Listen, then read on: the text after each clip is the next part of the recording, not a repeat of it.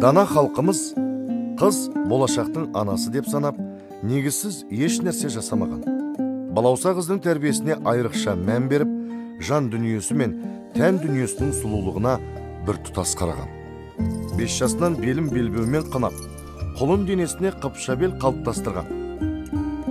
10 жасынан қос бұрымына күміс шашбау қоса өріп, аршын төс, көгершін кеуде аққу мойын боп өсуіне ықпал еткен. Халық аузында құлақ тесу қыз сүндеті саналып, 13 жасынан құлағына сырға тағып, бойжеттіге санаған. Сырғасының сыңғырына бойтұмарындағы шолпысының сыңғыры қосылып, қыз бала сырттан үйге беттеп келе жатқаннан хабар береді.